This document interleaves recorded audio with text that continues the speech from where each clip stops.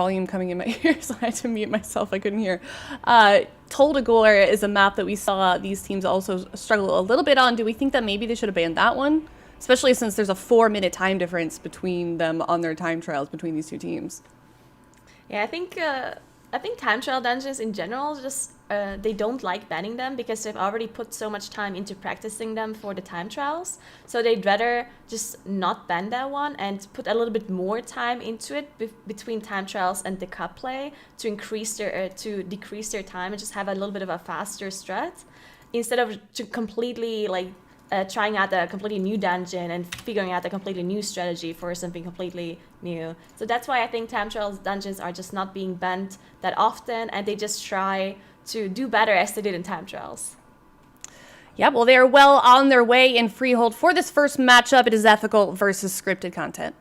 All right, we already seen the first pull is wrapping up on both sides. We did have an early death coming in on the side of scripted content, but they are able to get them back up and continue. Although that is going to be a very early battle res being utilized at this point. Scripted content, however, taking care of a lot more trash than the side of ethical. Yeah, interesting to see also the Proud Paladin coming out again from scripted content here. So outside of the Proud Paladin, the comp is the exact same. So we see the Rogue here, which we see almost all the time in Freehold because of the utility that the Rogue provides to go ahead and trigger the RP event, for example. And then we also see the Hunter and the DK for those AoE pulls that we're going to see later on. That's right. Really welcome to see the Prop Paladin back in action as well. I mean, we saw Felinator playing it for a couple of the dungeons previously, like the King's Rest in particular. So very much looking forward to seeing this one as it's going to be shaping up. And as you hear, we see Diz's point of view as he's kind of running behind that fence. So that way he will be able to line of sight some of the shots coming in from Sky Captain Crag. But Ethical started the boss earlier, and they're already well on their way as 24% wraps up on the boss at this point. And I'm most excited to see how Prop Paladin's going to be dealing with some of these larger pulls, and even being able to start looking at some of the gearing differences that we've seen a little bit thus far with the gcd.tv/inspect tool to be able to start looking at what are the different options that they're running with, and how they're going to really take advantage of the bubble taunt that we've seen previously.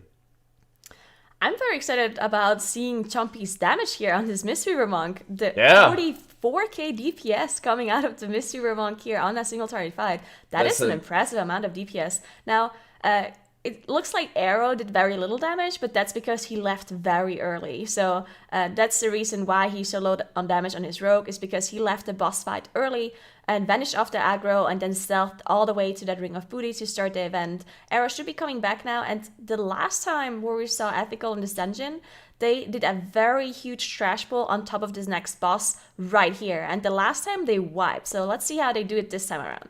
Most definitely. A lot of that Mistweaver damage, of course, thanks to Sunrise Technique and running a couple Secret Infusions as well. Such a strong combination, and Sunrise Technique just make it so that targets are taking extra physical damage for 15 seconds after you hit them with the Rising Sun Kick. It's ridiculously good for trash pulls, especially because they'll take a tick of Sunrise Technique for every tick of Spinning Crane Kick will trigger a tick of Sunrise Technique. And it's really good for bosses, really good for trash pulls. And right here, we got another great one coming up by Ethical. I love the positioning here by Air to make sure that he is baiting out any of the axes that are getting tossed out by Captain Jolly. So they'll always be tossing it on the ranged player. He'll also try to charge that player, like you saw right there, with the white swirly underneath his feet. But thankfully, he's not going to be able to find a path that's available to him, so he will not be running out anywhere. The red circles, however, are going to be those sword tosses, and those ones you do need to dodge. So Air's doing a great job being able to have control over it. And this is just an excellent position for any ranged DPS, really. Even if you have a Eudora week coming up, you can also just stand back from Air's point and make sure you can line of sight. But Felinator's going down already, as they were working on a similar pull on the side of scripted content, but they were just not able to sustain it. And that's going to be a full wipe coming up very early on scripted content side. Yeah, full team wipe for scripted content here. Very, very unfortunate. This is going to be a huge time loss for them. They also committed one of their battle resses at this point, so they're going to be out of battle resses and they'll have to run all the way back. Huge time loss. Now, Ethical, on the other hand, they seem to be pulling less trash than they did last time around, where they had this huge wipe. So they definitely figured, you know what, guys, this is a little bit too much that we're pulling, so let's pull slightly less on top of this boss to be able to execute it properly. And as you noted, the position of the hunter here on top of the house, definitely very, very effective and well done by them. Now they're already moving on to Ludwig. The pig has already been dealt with by Arrow. So this is probably why he left the first boss fight so early, because he wasn't only starting the RP to spawn the pig, but he also waited for the pig and then dealt with that one as well, which takes quite a while. So that's why Arrow left so incredibly early in the first boss fight. That's right, and again, just adds up to a ton of extra time at his disposal to make life a whole bunch easier as well. So scripted content just going to be working on trying to get back into the game a little bit here, as they just got a ton of problems when they had that Quaking hit Felinator earlier on when he was pulling. You know, he had his Ardent Defender at the ready, didn't use it, and probably wanted to space it out, but tanks getting hit by somebody else's Quaking and just easy recipe for disaster there. Yeah, Skylark having some problems here on Ethical side as he dropped incredibly low there, having to tank Ludwig and also those crashes at the same time. It's a lot of damage onto the tank specifically because it is Fortified, and Ludwig is affected by Fortified and not Tyrannical. So lots of melee hit damage going in on Skylark here. He still has all of his defensives available though, so he should be okay. They're now up to 48% trash. While scripted content, they're not that far behind when it comes to trash. But of course, this wipe still cost them a lot of time. But overall, in the dungeon speed, they're just Ludwig behind, basically. Right, just a little turtle shell behind the scripted contents, you know? Getting the bosses down, working to get back into it. Ethical's kind of just waiting there for Trothak to end up spawning, as at the moment they're just looking to set up their next big pull. They're just taking their time on this one. Okay, here we go. Besides getting stuck on a rock, he does grab all of the neutral mobs, plus the Crusher, plus the Trash Pack, getting ready for Trothak the Shark Puncher. And we've seen a couple of times where there's kind of these slow starts to some of the pulls that we've seen from Ethical, where they take a little bit of extra time to prepare to get everything going. And Felinator almost dead right now, as he took a ton of damage grabbing everything in together. Has not yet used his Guardian of Ancient Kings. He's about to get his wings back, so he'll get a really juicy heal in just a second. Here comes the wings. He's getting himself topped off. Diz has his way, the crane rolling and ready to go. So there's a couple scary moments as these guys are getting everything together when, you know, mitigation's not at its finest. It's not at the top level. So kind of precarious with the prop paladin at the moment. Yeah, their healer also went down. The Mistweaver, I think he might have ninja pulled something and died while Felinator was pulling everything. So he also didn't have any support by the healer there once he gathered everything up. So good on him to be able to survive this huge pull. They're now at 60% trash, so the same trash for both teams here. Just the difference of Ludwig and Trothak, so one mini boss behind at this point. Now, of course, this huge wipe they had on scripted content side cost them a lot of time, but their strategy is not bad at all. Definitely a pretty fast strategy for them as well, if the execution would have been there. Unfortunately, it wasn't, and this is why they're behind. Ethical now on Trothak. They don't have any execution problems at all, as they're still on 0 deaths. And after this boss, they're probably going to deal with some of the trash packs and then move on to the last boss. We know that Ethical is not doing the kiting strategy. Yeah, I'm curious to see how this is going to be going right now, as Felinator's grabbed a ton of mobs all together right here. Cocoon goes up onto him. Drunk's dropping really low as they're having the Crusher putting out his AoE, and both of them get hit! Oh my goodness, I'm not sure if it was the harpooners that were around that pack or not grabbing them in, but that is just ridiculously punishing to scripted content. Both DPS down, no battle res left remaining. Diz is extraordinarily low as we speak. Movesy's about to die as he's getting clobbered by that blind rage. Does get the soothe out to be able to solve it, and Diz does end up going down as the mobs are just overwhelming them, and Ethical just surging. I mean, this is also an incredible risky pull that they have been doing here. Not only do you have a Crusher, but you also have Trothak, and you have a whole trash pack.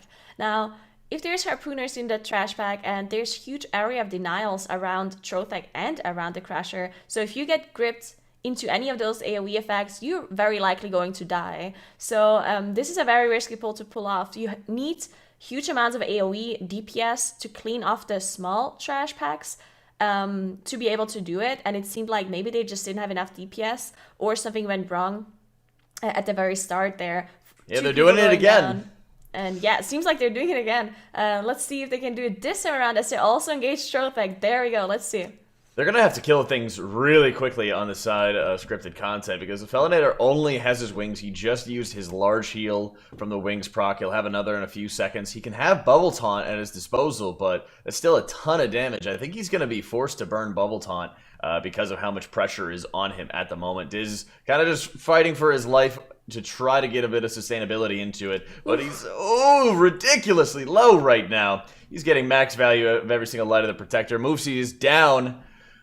And again, just more errors, more deaths coming in, and Drunk goes down as well in scripted content, falling to pieces as Ethical pulling the last boss, Chops grabbing up all of the Obelisk mobs, gets a great Transcendence, and he's on the move. Yeah, I think scripted content is missing those offensives and defensive cooldowns to be able to kill that trash fast enough, and yeah, just a disaster for them. But Ethical, on the other hand, they are doing the kiting strat, so interesting to see that Chumpy also is doing this kiting strat. We've seen Chumpy do this in Taltasar already, so he's definitely familiar with the kiting. It's still very dangerous of a pull, though. We've seen this go wrong multiple times.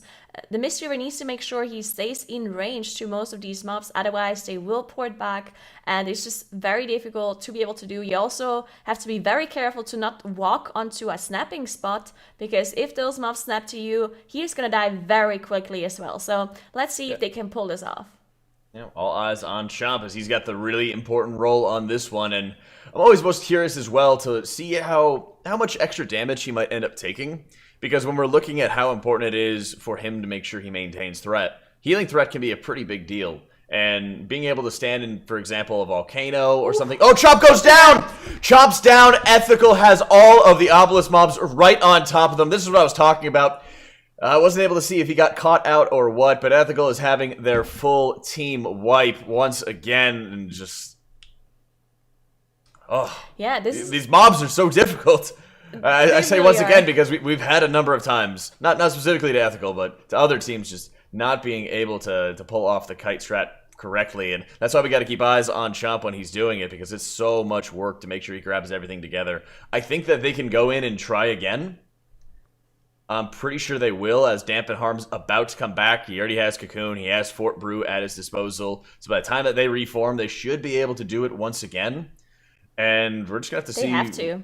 I mean, there's another option, right? Because they can't go back and just deal with the obelisks now. I mean, they could, but that would be an insane time loss. So they will have to try it again. You see Arrow and Airy on his Hunter and the Rogue just tricksing and misdirecting the aggros. This is why Arrow is following those mobs right now. He's trying to do as much damage as possible to the Awakened mobs so Chompy can retain the aggro. Now we see Chompy's POV. He is kiting them. You see he's trying to not move too far away from those mobs, and you also see him placing the Transcendence then later on to be able to teleport back in case he is in a bad position. Scripted content, on the other hand, they're on 14 deaths now. We see Drunk dying as well. Trothek is going lower and lower, but at this point, they're just so far behind because of the multiple wipes they had. Even with Ethical messing up their kiting strat, Ethical is still pretty far ahead.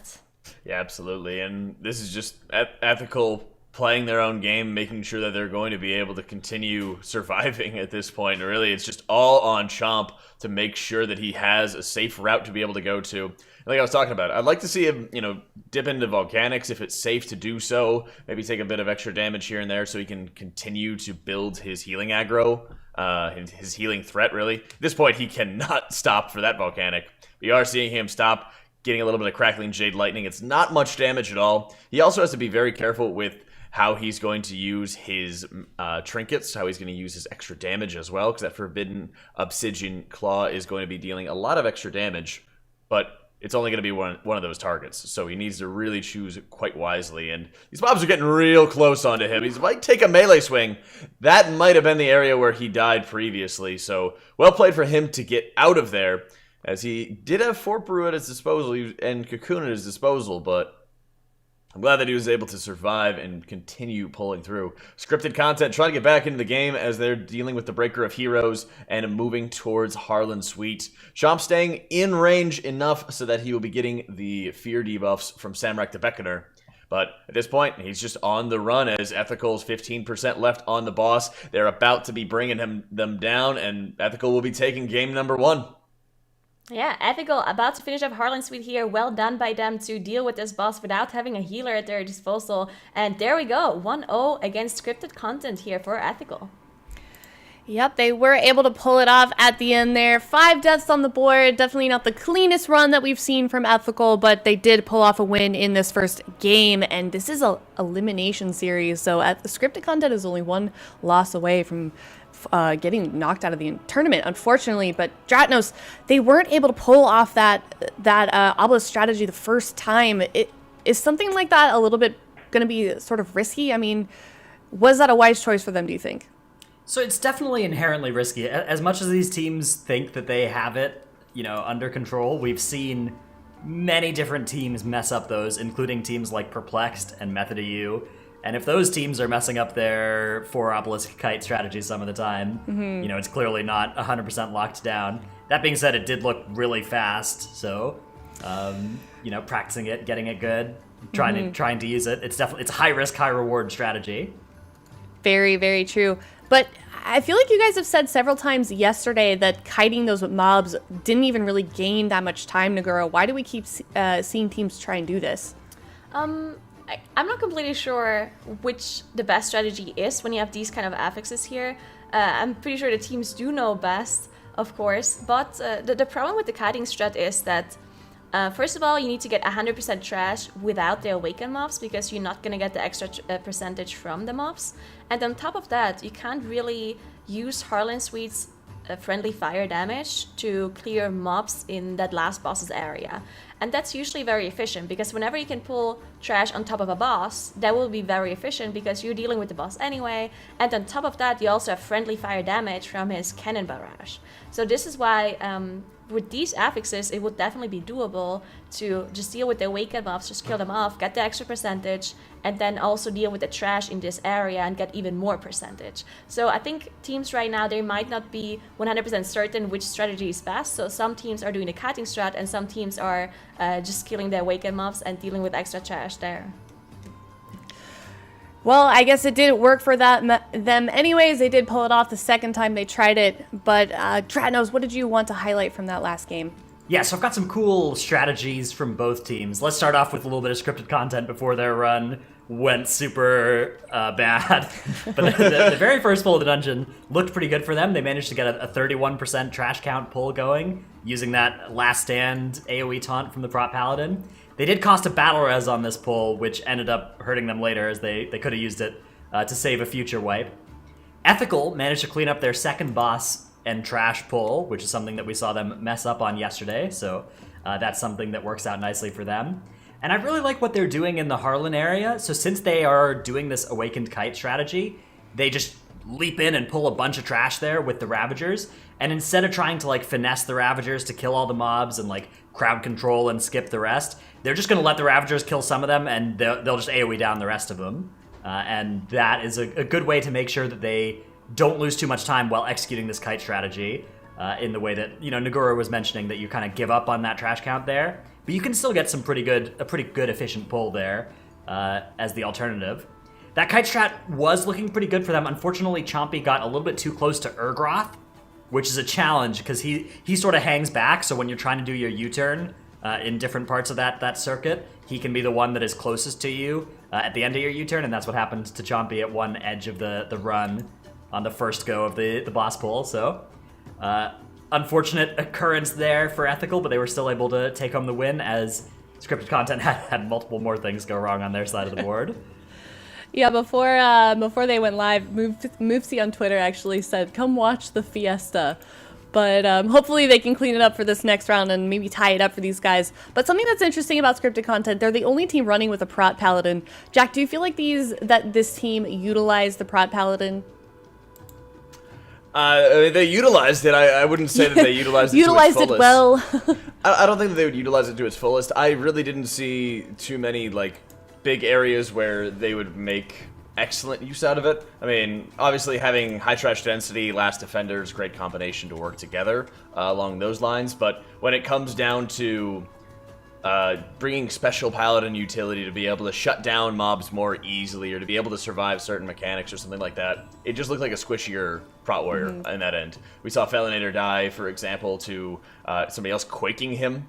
He still had Ardent Defender available. He still had Bubble Taunt for some of the pulls where he ended up dying. So some of those resources we didn't really see get used to great effect and to great advantage. And I think there was just a lot of vulnerabilities with the Prot Paladin that you're not seeing from the Prot Warrior on a dungeon like that, which is almost purely physical damage on the tank. Well, the next map that we're going to be going to is Tol Dagor, as Shrine of the Storm has been banned, and this is a map that we saw quite a bit yesterday. It is Sanguine and Volcanic this week, and we saw this team, we saw scripted content with a Vengeance Demon, a lot of the teams with a Vengeance Demon Hunter. What is it about those tanks, Dratnos, that is used, that is advantageous, on Tol Dagor? Well, Demon Hunters have a natural affinity for Tol Dagor, as they've already been imprisoned for 10,000 years, so it really works nicely going to his jail here. Very aptly said, yes. And the game is starting. It is 1-0 right now. Ethical only one game away from sending scripted content out of the tournament. That's right. All right, Vengeance Demon Hunters on both sides right now as we're getting ourselves ready for Tol Dagor, and I'm always kind of confused seeing the Prot Paladin when we look at like certain dungeons where we're saying, okay, we really need to make sure we have the Vengeance Demon Hunter for the control, or we need to have Prot Warrior. We saw it from Fel a couple times for, you know, the damage reduction. It's just weird on Freehold that he opted for the Prot Paladin. Yeah, I think it might just be his comfort pick, specifically for dungeons that maybe they haven't practiced as well. But it looked like they had a pretty nice strategy for Freehold. In the end, they didn't execute it properly, but if they have the strategy, it does seem like they have practiced it. So yeah, definitely interesting to see the Prot Paladin, but now we see the double Vengeance Demon Hunter in that Tol Dagor, which was a time trial dungeon. Ethical actually got the number 2 seed in the time trials with only a 16-minute time, so incredibly quickly in the time trials. Let's see if they can also do it as quickly here in tournament play. As scripted content, we saw them played yesterday, and they had a 25-minute time, so 9 minutes difference between those two teams, unfortunately. Oh, we've already seen a couple teams improve on their time trial runs in cup play, and it kind of goes to show how much practice this dungeon requires, and how much a simple mistake or unforced error can just destroy your dungeon time. You know, we even saw yesterday where they ended up pulling mobs that are usually fighting against each other, like the Block Warden and Sea Speakers. They pulled them on top of where they wanted to pull Jess Howless, and they were forced to kill those mobs first, not on their route, to be able to actually engage with Jess Howless later on. So absolute disastrous stuff can happen here.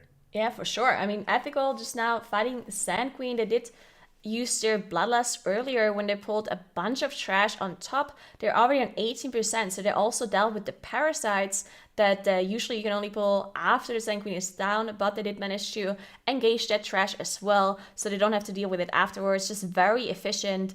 Chompy is running low on mana here. Sanguine does quite a bit of AoE damage with the Sandstorm that is coming in, but since all of them aren't playing Night Elves, so they have the Shadow Melt available and the Feign Death as well, and lots of immunities to not get hit by the Upheaval, so Sandstorm should be the only problem for them here. Well, it should be, and we've already seen a number of times where teams had issues with the drones, but neither side's having too much issue on this one. They both did a great job of killing them during the Upheaval, and then making sure all those spots were taken care of before the boss came back. But Drunk does end up going down. I believe he might have actually hit a sand trap, but 15% left on the boss. They should be able to finish it off without him, although they might end up getting an Upheaval on this one. They have Sandstorm going on as we speak, or sand traps coming up, so he might just burrow at the last second and eat up another 10-15 seconds of their time. Yeah, here it comes. They absolutely would have killed it without him on this one, so more damage going out. They have to watch for the leap coming up onto Diz, probably. He does get the Transcend, just off camera, but he does get the Transcend to dodge the Upheaval coming out. But more time burned as Ethical looks to extend its lead with an incredibly strong pull. Look at all the Sanguine piled up together. Ethical just absolutely played that one to perfection, DPSing all of the looters equally. Yeah, I mean, they also did a very fast skip after Sanguine. All of them used their speed potions to be able to run up all the way. They used a double Truce with the Imprison and the Sep coming out of the Demon Hunter and the Rogue to be able to skip further mobs, and then use their Shadow Melt to de-aggro everything else. So very well played by them to gather up this trash pack and also skipping everything at the same time. Now they're dealing with this Awaken mob. This can be pretty difficult, specifically in Dagor, just because this one's rough. the eyes are doing a lot of damage, and then you also have these area of denials on the floor, the pools, which can cause huge issues because Dagor just has those narrow corridors. It really, really does. Just one pool spawned from the Blood of the Corruptors, taking up most of your real estate as you move through the prison. But they've done a great job maximizing their space. I mean, here's the big thing is, when they need to, the melee standing right in front of the enemy just to make sure that they stick with a group, they don't end up falling behind, and they're able to kill it just when they need to. So great work there. Really curious to see how they're going to be going into Jess Howless's floor, as they are pulling pretty much everything in together. So there's going to be a lot of mismatched health pools. They pull all the arsonists. There's like 6 arsonists, 2 sea speakers. They got a ton of mobs going into this one. Sanguine's already coming down. Great ring here by Chomp to make sure that he's getting all those mobs out. I want to see a quick visual on this one from Skylark. Mobs are starting to spread out a little bit. Yeah, I think it's good that they were spreading, because I think they had a bunch of neutrals dying there at that very spot. Now, the problem with Dagor and Sanguine is actually that most of these mobs, they're running away when they're low HP. And then all of a sudden you have the Sanguine all over the place, and then maybe mobs are running through already existing Sanguine pools, and it can cause all sorts of trouble. And this is why we see the Vengeance Demon Hunter as well, which just has so great control to be able to stop those mobs from running away and also just grip them out of a Sanguine pool once in a while. Now though, they are engaging Jess Howless, so it was being pulled through the gate here from the other side. So well done by them. Let's see how they deal with this boss. That's right. They did a great job taking care of all the Sanguine on Jess Howless's floor. They did a fantastic job, really. I'm always worried when I see some of these pulls put together that have a lot of mismatches in health. It's so easy to make a mistake, not kill off the mobs at the proper time, and then you start having some of the mobs healing through Sanguine. But they stacked everything so insanely tightly that it was simple work that by the time that some mobs did start running away, they were all running away from Sanguine puddles, and they were able to get killed off in corners. And Jess Howless didn't get any healing whatsoever from Sanguine pools, and they're ready to engage with him once again as he unlocks all of his friends from the cages. Yeah, and that is crucial here specifically for Jess Howless in this room, right? Because the Sanguine pools, they take quite a while to disappear. And, well, we actually got a fear out here, unfortunately, for Ethical. Arrow going down. They're still feared. Let's see. There we go. The flashing daggers are coming out. We see the turtle as well by Arrow to be able to immune the flashing daggers. Yeah, they were missing an interrupt here on a fear, but thankfully they had the battle rest to rest Arrow back up, and they should be able to finish this off cleanly now. But yeah, that could have been a big mistake if the healer or the tank would have went down to that flashing daggers. Could have caused a huge, a complete team wipe. Well, great job there recovering from it, and good heads up as well from all the players to make sure they could use whatever immunities or run out of line of sight. But Chomp goes down! Chomp ends up going down right now, and they've no healer, 50%, 60% left on boss as we speak. I think that they can still pull this through. Demon Hunters do have a ton of self-sustain at their disposal, but that really hurts because Chomp has been pumping quite a bit of damage on bosses in particular lately. Yeah, and Skylark also dropping pretty low. I mean, they do have a lot of self-sustain, but it is a tyrannical environment, and you have 2 mobs hitting you. Yeah. So this can definitely cause some issues, as you see Skylark There's the health having to run around and hiding a little bit here to be able to stay alive, but he's dropping lower and lower, and there we go, Skylark going down. This is going to be a full team wipe. There's no way they can finish this off without a tank or a healer, so huge time loss for Ethical as they had to feign death. And the healer needs to release because Hunter or Rogue do not have an out-of-combat rest, and they also don't have a battle rest available, so they'll have to release and walk all the way back here. Yeah, that Striker certainly was not doing them any favors, as they do have the trap up onto it to make sure it's not going to be dealing any damage to them as everybody runs back. And God, it was an absolute nightmare scenario as As straightforward as Jess Howless can be, we've seen so many wipes throughout MDI on this boss in particular.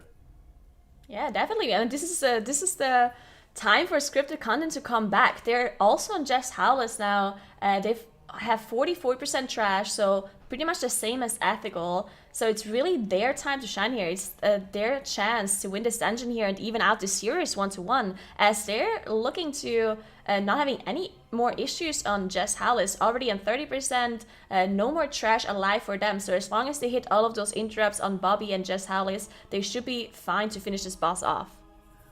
That's right, Ethical going for try number 2, scripted content wrapping up there, Jess Howless, and we kind of passed the first real tough wave of this instance by dealing with Jess Howless, and now round 2 is going to be coming up very soon with how these teams deal with the cannons. But Chomp goes down again!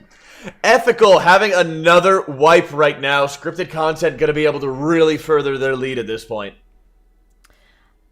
It looked like Chompy might have had aggro from one of those I guess the C-Speaker was running around chasing after somebody after the wipe, and then just ended up being in a position where, oh look, there's a healer I can start casting on. Are they waiting for the Belarus to get him back up? I am very confused on this one. He should have run back already, been in the downstairs phase. He should be already taken care of it. They have to deal with this striker. Yeah, I mean, they have a Belarus available now, but it seems like a pretty... Well, okay, so we see the Belarus being used now. Yeah, I don't really like that either, to be honest. I mean, they now got the Belarus off. They can now mass-stress shape up as well. But yeah, it seemed like the amount of time it took them to get the Belarus up would have been the same amount of time Chompy needed to get back. Yeah. But yeah, on the other hand, scripted content, they're already moved on. They finished off Jess Howless. Not really sure.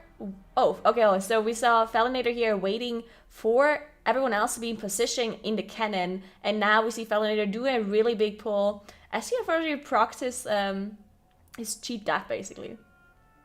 Yeah, he has procced it already. He's got meta up. He's taking a ton of damage at this point. He needs to get some dispels on him. Cocoon goes up, so that way they'll be able to get a bit more absorbs rolling, but they do end up grabbing the line of sight. We'll be watching for this cannon control, as a lot of chains of ice coming up from the side of Drunk to make sure all those mobs are staying back. I like the early Ring of Peace so much here by Diz to make sure these mobs are going to be staying as grouped up as they possibly can. Now we're going to be waiting for the Sigil of Chains come up in just a moment. They really need to start line of sighting some of these casters a bit better. There goes Thali, re-ups his tricks of the trade. And we're starting to get some more of the casters in. There's going to be one flame caster in the way back that's just going to be chilling back there. Sanguine's going down. They get a lot of the mobs down, but I think they have one cannon shot as they're trying to deal with this Marine who is still bathing in Sanguine. Yeah, unfortunately, they don't have a grip available right now, as Frank was gripping in a caster into the pack. But they should be able to finish these off without the cannon. Still, these are the things, like, if you don't handle this properly, as we see scripted content here doing, this is not the end of the world, right? But you still lose quite a bit of time having to finish these two mobs off by themselves. If the other group, if this would have been a closer game, and Ethical did this pull perfectly, then the amount of time you save by doing so is great. So you definitely want to make sure you do this properly and have this perfect execution, specifically because of Sanguine. So scripted content now is moving on to the next cannon, while Ethical seems like they can now down Jess Howless, but the amount of trouble they had is very uncharacteristic for Ethical. Yeah, I'd agree. I think that they're at the level right now that we need to expect more from them. And we know what they're capable of. We know how they've been able to play in the past. So you're right. I think we should be expecting more, and it just definitely seems quite out of character. Fuse Lighter goes out onto Thalamir as he does not get out in time. Doesn't see the circle underneath him. Luckily, Diz hops into the cannon to help finish the fight, as there's just a little bit of HP left onto these officers. Great play there, but they need to get those handcuff kicks as well, as it's going to shut them down if they're not careful. There's this good stun by Diz. Great heads-up play to make sure that he's able to very quickly take control of that cannon, because that Fuse Lighter AoE that happens right underneath the heavy cannon can be very difficult to see. Yeah, that was definitely very important. Quick reaction here by scripted content. Well done, as they're now going into the obelisk, dealing with this awakened mob. On the other hand, Ethical now managed to down Jess Howless. Finally, they are dealing with this obelisk as well.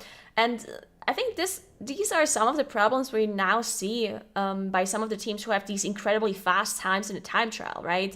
That the 16-minute time in the time trials got the number 2 seed, but time trials, you have 5 tries. So you can do the dungeon 5 times officially, and if 2, 3, 4 times it goes wrong, it doesn't matter, because as long as it goes right 1 time, then you got it, right? But in the tournament, this is not how it works anymore. In the tournament, you only have 1 try against a team. So maybe sometimes those teams pick too risky strategies or too difficult strategies that don't have a high enough success chance. And then you have these wipes coming out, as we've seen by Ethical here.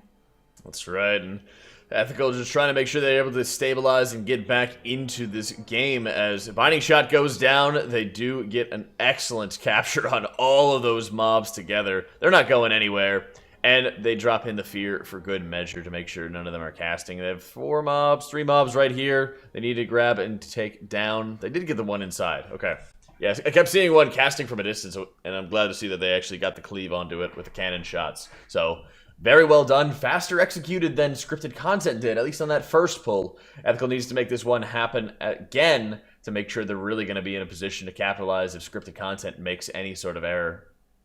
Yeah, I mean, Ethical, you would think they're really far behind because of the double wipe that they had, or the double reset of the boss. But the amount of, they did this cannon area so fast now, and they already dealt with 2 obelisks on their side. If they skip this obelisk, the tank buster that scripted content dealt with, then they're not that far behind in dungeon speed. Scripted content is already on 60% on Valyria, but once Ethical downed this trash pack, they're going to be onto the boss as well. And then any sort of problem that scripted content has can actually make Ethical catch up here. So Drunk going down, they do have a battle rest available, but they need to use the engineering battle rest to get him back up. That's right. I mean, just look at that last pull we saw from Ethical. Yeah. They only needed 4 cannon shots to be able to clear through all of those mobs. So they played it absolutely perfectly. And they made up a good 2 minutes of time that scripted content was wasting whenever scripted content was having to sit there, kill individual mobs because they were being inaccurate with the cannon. So great job there by Ethical. This is how you start coming back in the series, and there's another round of cannons coming up. We've seen how much damage Chomp has been able to pump into bosses, as well as just the rest of the group doing such an excellent job. I'm kind of singling out Chomp onto that one because there has been a pretty consistent and big disparity that I think is partially due to Azerite, partially due to a little bit of gameplay that's coming up as well. Yeah, and look at the amount of single target damage they have as well on Ethical's side. They are now on 50%, so 45% behind. It is Tyrannical, so that is still quite a bit. But as you mentioned, if they do the cannon area properly, or as perfectly as they dealt with the last 2 cannons, and they also have the Bloodlust available for the last boss, there definitely is still a chance for Ethical to catch up. Scripted content, though, on the other hand, they're moving on. Looks like there's a bunch of CC coming out, and now they're probably gathering the mobs for the cannon to be dealt with. This time they have to do it perfectly with that Sanguine. Yeah, Ethical's kind of in trouble right now as they've had a bunch of chaining barrels. They need to be able to break this cycle right now if they want to make sure they can more consistently survive.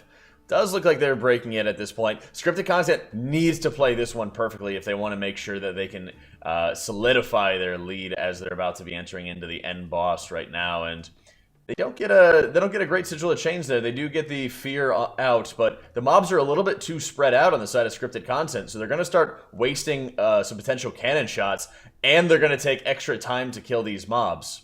Yep, two of the priests they got to deal with. They got to make sure they get those inner flame kicks, or they'll receive a ton of healing. So it's a little bit of extra time, but if Ethical plays this perfectly, it's all eyes on Ethical right now as they have an opportunity to get back into this. They just need to really be watching themselves and continue to execute the way they did for the first 2 cannons. Scripted content grabbing Overseer Korgus, and they're going to be having the Beckoner as well as the caster mobs coming in onto this one. So taking a bit of time to get these mobs together. We're seeing that early revival from Diz to make sure that he's going to be able to grab all of those debuffs and get them dispelled. Yeah, this can be a very difficult boss fight on top of having to deal with the Awaken mobs, right? We see the Bloodlust being popped, but the Awaken mobs need to be focused here because At some point, they're running out of defensives to deal with the fear from Samrak. So they definitely need to make sure they focus it down, and the Void Weaver also constantly needs to be interrupted. So lots of things that can go wrong here.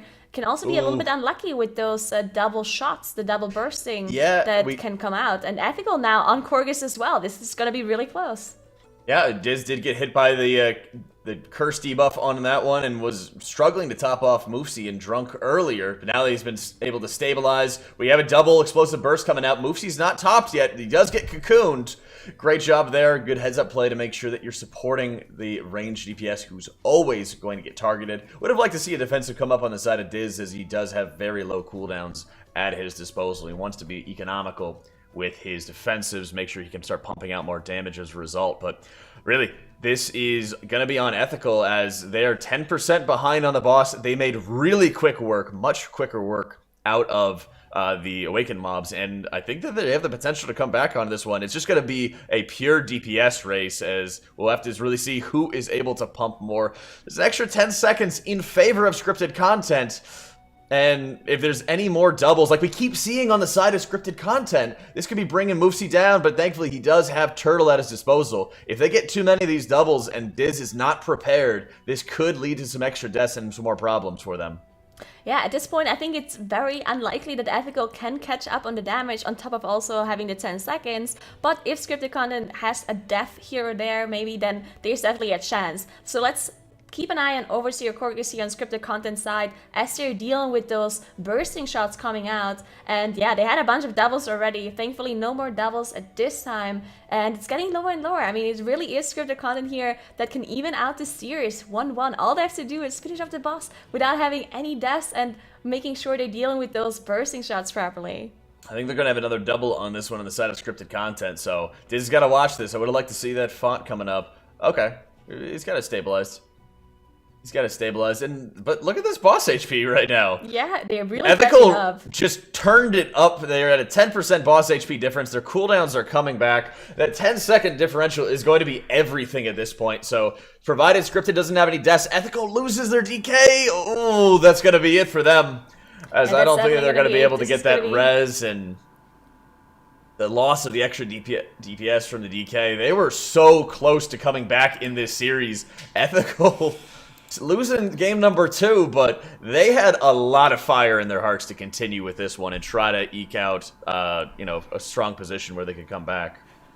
They certainly did, Jack, and now scripted content has surprised us once again. They've tied it up 1-1 against Ethical, but Ethical, they really almost caught up there at the end, and it seems to me, Dratnos, that if they're going to want to win a game 3, if Ethical manages to clean up their gameplay into this next game, scripted content is really going to need to find more efficiency in their routing here. Yeah, I mean, that was an incredible series. It really goes to show why teams are not banning Toldagor, even if they are, 4 minutes behind in time trials, is because anything can happen. And that second boss just slaughtered Ethical for the tune of 5 minutes. Yeah, and where we saw Ethical, Nagura mentioned it, that's not really the performance that we would expect from a team like that, and I think they really started to fall apart at Jess Howlis. Where were they going wrong there, Nagura? I'm not completely sure what their biggest problem here was on Jess Howlis. I mean, one fear definitely went through on the whole group, which actually didn't seem to be the problem that ended up wiping them in the end, because they only lost their rogue and they had a battle rest to get him back up. But maybe because of the wipe, maybe people were panicking and then there was no clear calls anymore in the voice. Maybe it just fell apart because of that fear that went through, and then everything just didn't work out the way they wanted anymore. But a good thing to mention about them is that even after they had those 2 wipes on Jess Howlis, they really put themselves together afterwards and had a very perfect run from there on out. So that's also something that not many other teams can do. Part of it was the positioning with Bobby. Whenever Bobby runs, he'll either run to the opposite side where Jess Howlis starts at, or sometimes he'll just run to the intersection, kind of down the hall, so he'll still be within line of sight. In that situation, Bobby actually feared everybody because they weren't able to line of sight both the fear and the throwing daggers from Jess Howlis. So it just ended up fearing everybody into daggers, And that's what they ended up having that wipe, and then the mobs were just kind of in poor positions. So whenever any mobs started breaking out on the second attempt, it just started killing Chomp on that one. So just that chain of events was so debilitating for them. But like you said, Nagura, they did pull it back on the afterwards, and they were really in a good position to be able to capitalize if scripted content blinked. Yeah, they really were. I mean, I think they were only like 5% or something away in boss health at the end. But Dradnos, what did you want to highlight from that game? Yeah, so there was some really fantastic play that we saw actually coming out of both teams. Let's start off by talking about the Sanguine management that Ethical had in the prison before Jess Howless. It was flawless. The ability to keep the mobs from healing and keep the Sanguine from being dropped in the spots that Jess Howless is going to run onto later without losing a bunch of time doing inefficient things. Really impressive out of Ethical. Things all fell apart for them on that second boss. That fear went through, which wasn't in and of itself going to cause them to wipe, but it did kill their rogue, which cost their battle res, which meant they didn't have their battle res when Chomp went down later. And that was, so inadvertently it did cause their wipe. In the cannon sections, we saw scripted content. Neither of their two cannon pulls were fully clean. Both of them had mobs healing from Sanguine a little bit, and in fact in their second cannon pull, their rogue went down in the cannon. But their healer Displacer was really quick at getting inside the cannon and finishing off the pull. That prevented both of their cannon pulls from taking too long, and that left them in position to win despite Ethical having a faster route, very clean cannon pulls both times. The fact that those two wipes on the second boss really just held them back by so much. Yeah, definitely not something you want to see in a run like that. Ethical's back is really up against the wall here, so they're definitely going to have to clean it up for the next game. But well done to scripted content. Fairly clean game for them as well, with Dagor, a map that we've seen teams struggle on a little bit. But now we're going to be moving on to King's Rest. And that's Necrotic and Quaking. Nagura, any predictions you want to make for this next game? What can we expect here? Well, King's Rest is also a time trials dungeon. We saw Ethical get the number 3 seed in the time trials, but again, this doesn't really mean anything because they also had the number 2 seed in Dagor and ended up losing. Now, on the other hand, though, we saw scripted content already play King's Rest, and they had 14 deaths in that dungeon, so they struggled a lot yesterday, specifically in King's Rest. Yeah, we saw a lot of teams struggle on that. What is it about Skittish and Bursting Jack that makes it, or sorry, not Skittish and Bursting, Necrotic and Quaking, that makes it a little bit harder this week? There's a lot of tank pressure, and we saw scripted content feel the pressure in their King's Rest, I believe, yesterday, onto that one when they were playing their Prop Paladin. And just the extra pressure on tank was just so formidable for them. Even though Prop Paladin can deal with Necrotic very well, he just was out of gas, out of resources, because the group's damage wasn't high enough on last boss when they were bringing in so many obelisk mobs. It just started causing a ton of problems for them, and he didn't have, the escape tools or additional resources to handle that level of attrition that was happening to him. King's Rest, I don't think has nearly as much variance in what can go wrong as a dungeon like Dagor. So I think I'd dispute the idea that Ethical has their back against the wall. I think that they know what errors were made. I think that some of them are in their control, some of them weren't. And at this point, they say, okay, this is King's Rest. We know we can stop this. Scripted content really just needs to stay in this race and be ready to pick up if Ethical blinks. Well, we will soon find out. It is 1-1 Ethical versus scripted content in King's Rest. Alright, well, we're in King's Rest now. We see the Prop Paladin again out of scripted content here, while also playing with a rogue. While Ethical, on their hand, they are choosing to play with this Double Hunter plus DK comp, and they also dealt with the minions already, while scripted content seem to just have skipped them for now. That's right, they skipped him in. I believe this is just the full invis pod coming out early on the side of Ethical. It's very weird to see that use early on, but hey, if it works for them, it's kind of an awkward way to start the dungeon, but if they're able to optimize the route even further on, then all the better for them. They pull in most of the Golden Serpent, if not all of the Golden Serpent. Yep, it's all in here. Ethical pops Bloodlust, and it goes ham onto these mobs, while scripted content is doing much the same. Lots of tank pressure going to be coming out after Valinator's bubble does expire. He does have Cocoon on him once his bubble expires, so they'll probably get a couple casts up onto him. Very good Ring of Peace, doing the Ring of Peace sandwich strat. which is amazing to start bouncing those mobs into the walls, quickly having them hit the walls, and then bouncing back. It's a great way of interrupting a lot of mobs. It's a great way of making sure that you're able to relieve a lot of pressure on the group. And we're going to see Felinator run out and start grabbing some of those golems that are guarding outside of the Golden Serpent's room, and we'll see those being pulled in with the boss, as Ethical starts the boss first. Yeah, Ethical dealt with this whole trash pack slightly faster, only a couple of seconds though. Scripted Content also dealt with this trash pack very well. Both of them, of course, did use that Bloodlust for the trash, so they won't have it available for the boss. Both of them also pulling these Guardians on top. Now, these Guardians can cause some issues here, just because they do quite a bit of tank damage, on top of also having this huge area of denial frontal cast, which stuns if you stand in it. Now, once they enrage at 50% HP, it can be dispelled by the hunters, so that theoretically shouldn't be a big issue for Ethical, but Scripted Content only has one hunter, and the dispel does have a 10-second cooldown, so maybe they need to make sure that they don't both put them at enrage at the same time, or that Felinator does have a defensive available for that enrage. Yeah, and hunters. We've seen them time and time again in King's Rest for a lot of these uses, and of course just the bump and single target damage. Skylark's line of sighting his healer just a bit here. Chomp does a great job getting back into position very rapidly. Way of the Crane's a very awkward cooldown to use on an encounter like this with just 3 targets to be able to cleave down, but I like that he's been spreading around his Sunrise techniques onto these golems and the boss. That way he can actually enable his spinning crane kick to be dealing a ton of damage once he's marked all of them with Sunrise techniques. So tons of extra damage, and we've seen it time and time again. Chomp has been a master at weaving in damage while handling extra mechanics, especially on boss fights. So he's been putting on a great clinic of Mistweaver gameplay throughout this tournament.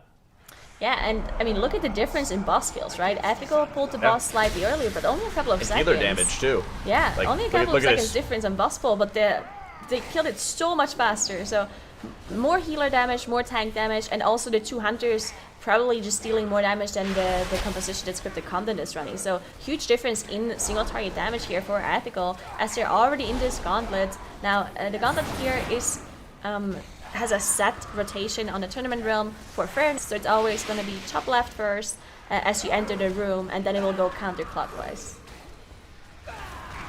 That's right, Ethical already clearing through that first set, and we saw some delays with, I think both teams, if I'm not mistaken, in grabbing the golems and bringing them in with some of the lighter trash pulls. Like we would see, for example, just the King and the Queen caster pack brought in with the golems. That way they'd have a bit more density. Hunters would be able to reset rapid reload, for example, and then they'd be able to more easily deal with those. So I'm kind of expecting, you know, like a Transcend to come out from the side of Chomp and make sure you can grab those last golems and bring them in with the rest of the trash here. Scripted Content just starting up their first pull in the gauntlet. Yeah, and it's very crucial here for the speed in this dungeon. You want to make sure that you focus the trash from the gauntlet and not necessarily the 2 construct that they're pulling on top, because the faster you kill off the trash from the actual gauntlet, the faster the next trash pack will spawn. The constructs themselves, of course, they need to die too, but the speed that the constructs die in doesn't really matter as much for dungeon speed. So therefore, the more you focus the trash, the faster you're gonna be. And we've seen some huge differences in time, specifically here in this gauntlet between teams, just because some of them were just executing it properly and just doing way more damage to the trash and just passively cleaving the constructs. That's right. All right, King and Queen caster pack right now. Caster and Bladestorm coming up. Chomp's grabbing his golems and is going to be with us shortly. There he is, right as he rounds the corner. Love how he instantly works to reset his Jade statue and continue channeling onto the tank. It's a small amount of healing, but it adds up to be a ton. They need a break arrow right now, as they just were not able to get the line of sight, the avoidance out onto them. But golems are here. They're able to start working on those right now, as we are seeing the guard captains being taken down on the side of Scripted Content.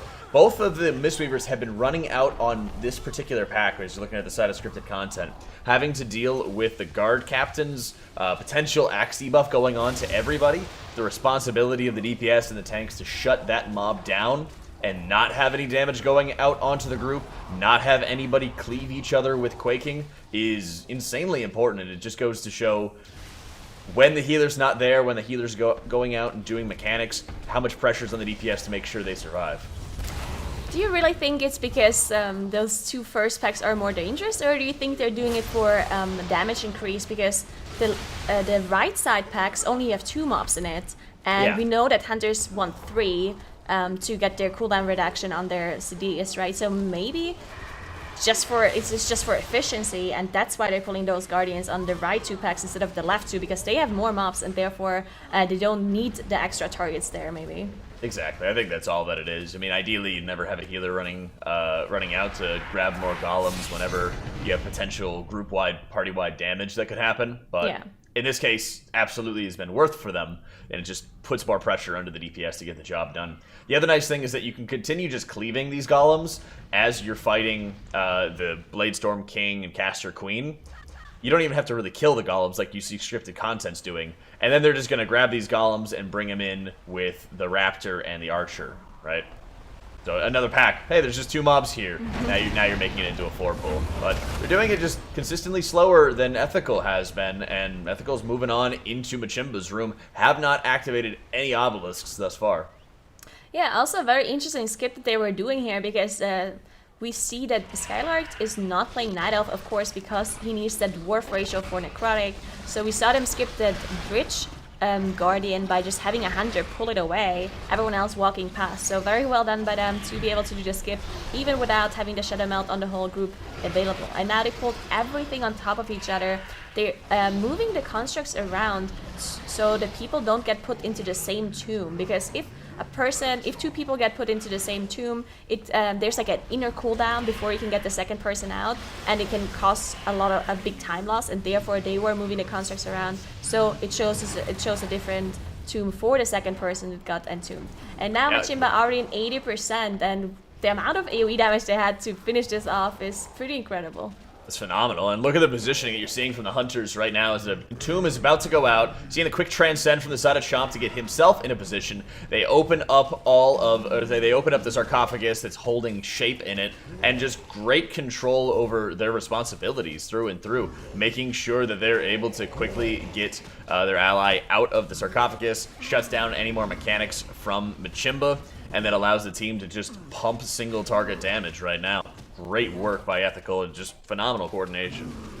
Yeah, so if you do this strategy that we see almost all of the MBI teams do, it definitely is a little bit more damage on the tank, because the tank does not have this breathing room while Machimba is casting, for example, a Drain Fluid or casting the fire that spawns. It's just constantly melee attacking the tank because of the lack of other abilities that it's casting, and the also have Necrotic. So definitely a little bit more pressure on the tank and on the healer to be able to keep him alive. But looks like Skylark is doing a perfect job as the boss is going lower and lower, and now they probably want to drag it at the exit to just reduce the movement time. There we go, slowly getting dragged to that exit gate. Yep. And getting themselves in a position, again, continuing to optimize their movement as we go through this. So the second the gate falls, they're in position. And at this point, they're a full boss ahead, plus, a good 10-15% of trash count, as Ethical has been tearing through this dungeon. And this is what I was talking about before, that King's Rest has a lot of things that are in your control. You're not having any thin walls, you're not really having tons of finesse required with cannons. You're able to pretty much smash him out this dungeon, and Skylark getting his shiny teeth knocked out a little bit on that early pull, but has been doing a great job of stabilizing. Chomp is going to be waiting before his wave of the crane before he pops it, and then we'll just be focusing on the tank right now. Tons of healing going into him.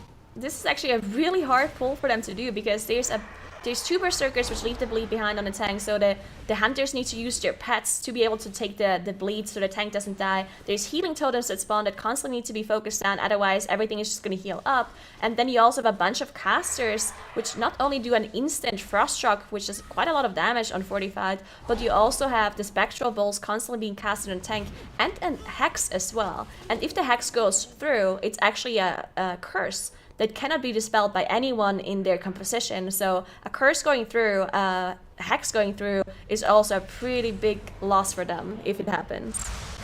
That's right. I do like them grabbing the caster obelisk at this point, waiting on air to go down as well with their group. And whenever you're pulling a ton of obelisks in with the boss, the split responsibilities are always very tough, and since they're running Double Hunter, they're not going to be able to shut down every single cast from the Void Weaver, so making sure they quickly grab all the interrupts that they possibly can, they heroic leave, they use all their movement speed, try to get away from the caster so it won't hit any of them, and then they're going to make sure they kill it at the Council of Tribes. So I like this play a lot. It helps make sure that there's not going to be any sort of variance or any sort of killing of the healer.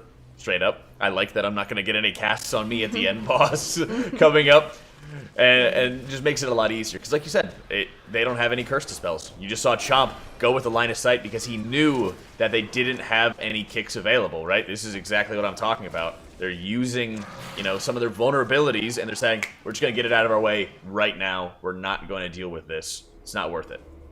Yeah, and I mean, they still have the 3 of the other Awakened mobs that they have to deal with the last boss. So it's already a lot of execution and a lot of proper play that they need to put in. So I like dealing with the Void Weaver, as you said. They also had a really nice snapping spot being used to be able to snap the spider onto the stairs here. So well done to increase their kill time on that one. As they're now fighting Kula. Kula can be dangerous because of the Severing Axe. That is a huge bleed that will be put on a player. But because most of them are playing... or we see one dwarf actually, so they can't dwarf it, but they have turtle on the hunters, which can be used to immune it as well, and you can shadow melt off the axe spell in mid combat, right? So yep. So Shape just did that. Whenever you're about to switch from one tribe leader to another, you're able to shadow meld and remove the dot effect, and that's what Shape just did in between. So great job there. But scripted content, I feel like they keep trying to do this pull. And grabbing some of those mobs in with boss and taking a ton of extra time. We saw this wipe happen yesterday as well on the side of scripted content. And Thalamir's going to try for an NG res in the corner onto Displacers, and then maybe Displacers is going to be able to Invispot, I guess, to be able to get past these and then put up a battle res. Well, they were really lucky they're just that he gonna got it reawaken off here, right?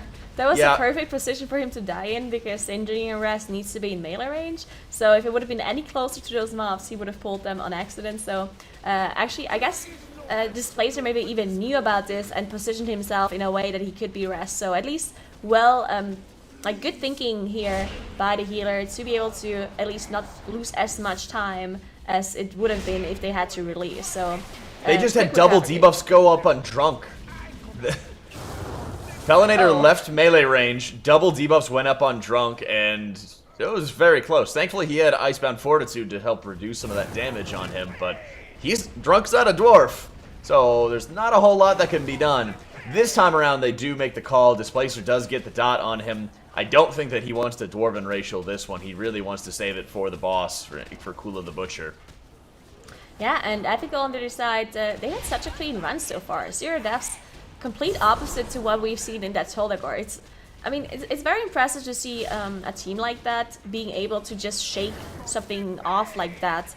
We've seen other teams completely just crumble after they had a full team wipe or some mistakes here or there, and they would just make mistake over mistake over mistake because they wouldn't be able to recover from it. But not for Ethical at all. They just completely shook off that game in Dagor and now have a perfectly clean run as they finish off that boss. They're in 82% trash, so after they deal with this trash pack, which can be dangerous, they should be fine with Shadow of Soul at their Awakened mobs.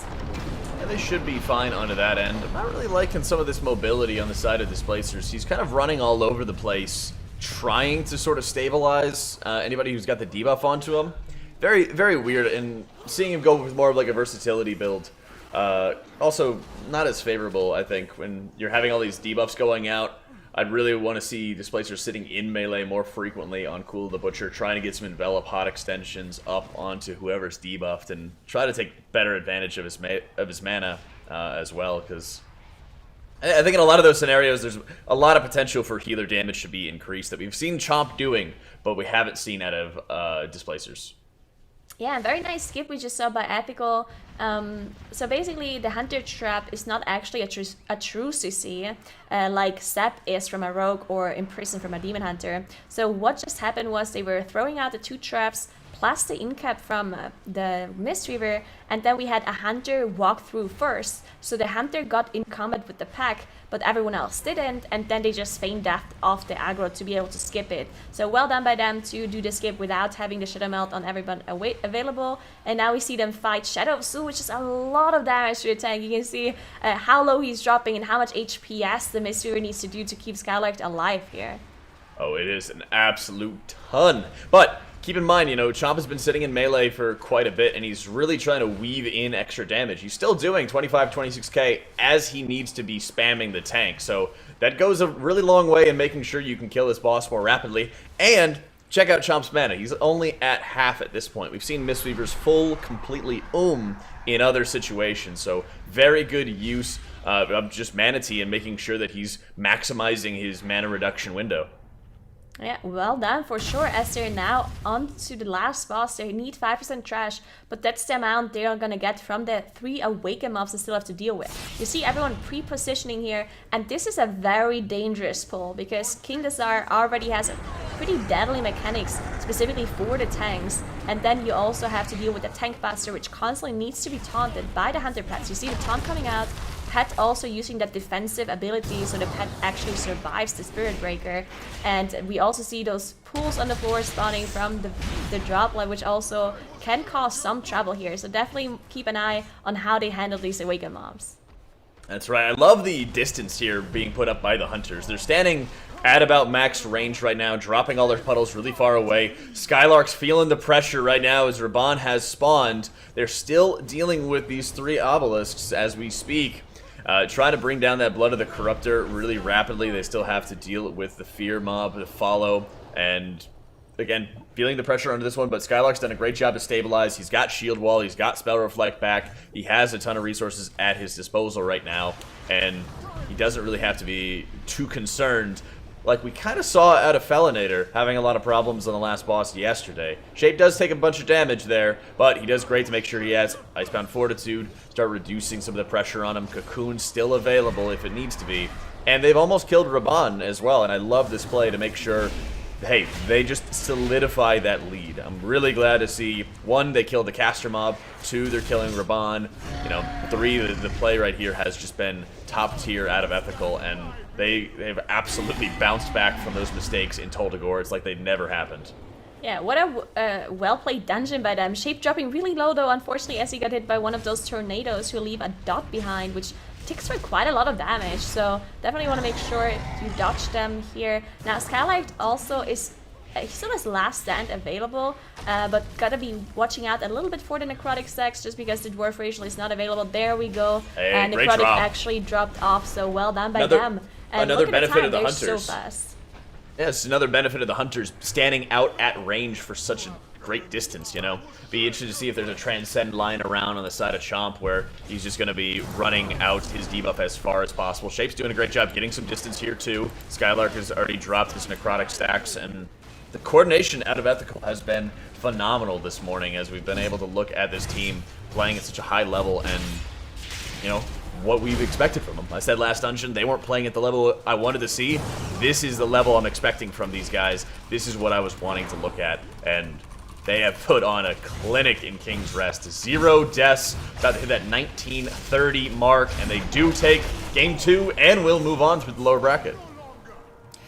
Well done by Ethical, and I think you really have to give credit to those guys for coming back from that super disastrous of a Dagor and having a near perfect run, no deaths on the board. 1933 was their total time on that one, Dratnos, and yeah, well done by them. Yeah, this is a blazing